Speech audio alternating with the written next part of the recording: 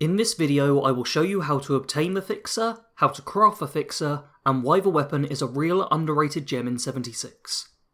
I know plenty of players will have already got the Fixer a while back, so I'm going to keep this first section as short as I can. It's honestly longer than I expected, but we'll keep it quick.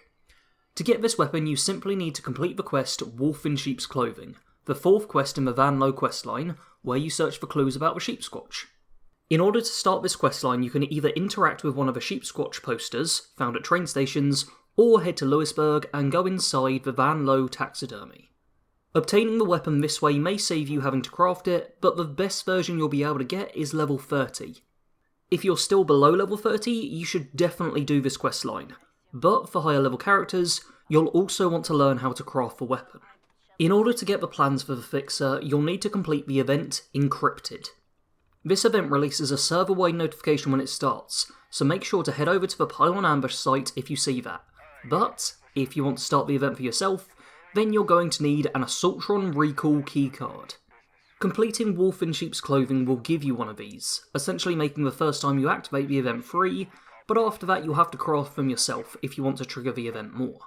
Fortunately, you'll have also unlocked the crafting recipe from Wolf in Sheep's Clothing, and just in case you haven't noticed, you really need to get that quest done. Head over to a Tinkerer's Workbench and look under Quest Items. Listed will be the Assaultron Recall keycard, which requires 1 stable fluorescent flux, 1 rubber, 2 steel, 3 copper, and a Recall keycard circuit board. This final ingredient may at first seem quite elusive, but it can actually be found at a huge number of places, as it's sold by all the vendors. Just head over to your nearest vendor, click on the miscellaneous option, and there it will be, likely for a staggering price. If you do need to purchase one, make sure to equip the Hard Bargain perk card, and take some charisma boosting items such as Great Mentats. With this all done, you should have yourself an Assaultron Recall keycard. With this, you can then use the computer at the Pylon Ambush site, located here on the map, and initiate recall. Doing this will start the encrypted event. And if you thought getting the keycard for this was tricky, you ain't seen nothing yet. In this event, you will need to defeat the Imposter Sheepsquatch, an incredibly powerful legendary enemy who can often one-shot players. In order to defeat this robot, you'll need between 1 and 3 players acting as conduits, achieved by heading over to the power pylons and activating them. Once all 3 pylons are active, the Imposter Sheepsquatch loses its stealth field and the powerful damage-reducing shield it had, making it vulnerable to attack. At this point, you should then try and deal as much damage as possible to it, whilst also trying to stay alive. If you're a conduit, then you'll notice your health is slowly drained, so focus more on healing than dealing damage. Hopefully there will be enough other players around to do the bulk of the damage for you. You won't have long to defeat the imposter, and it also has a small army of robots that come with it, so I definitely recommend getting a team together to do this event. If successfully completed though, you then have a chance of earning plans for the Fixer.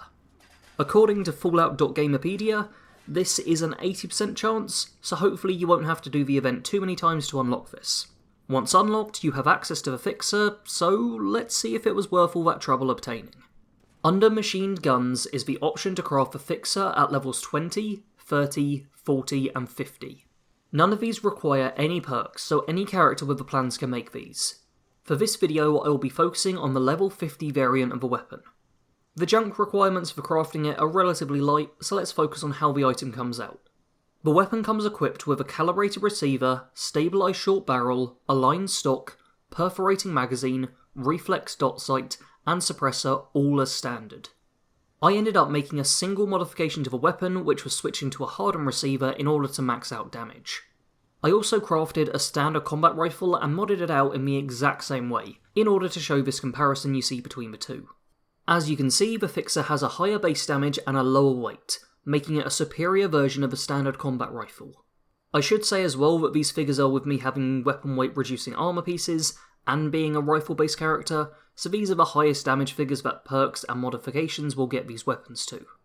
So the Fixer is clearly superior to the standard combat rifle, but what really makes it worth using is the added effects it has. Improved stealth, faster sneaking movement speed. These two effects are amazing and pretty much make this gun an unofficial legendary weapon. If you're a stealth-based character, then you could do much worse than this rifle. In the clip you're watching now, I was able to easily clear out the front of Westec without being detected once. This was all just with a single rank of a sneak perk too. Sure, there are plenty of legendary weapons and crazy combinations that could have slaughtered those mutants faster than the Fixer, but for a weapon you can craft yourself without having to pray endlessly to RNG, it's honestly a pretty great gun. If you want a stealth-based rifle, or even just need a strong gun and haven't had any luck with legendaries, then I would highly recommend trying to get the plan for this weapon.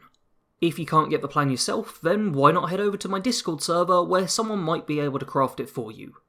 Personally, I'm considering making some of these to put in player vending, if I ever run out of plans to sell. Anyway, that's going to be it for this video. If you're not already, make sure to subscribe for more Fallout 76 content, leave a like on the video if you found it helpful, and turn on the notification bell if you never want to miss content from me. As always, thanks for watching. Sarge out.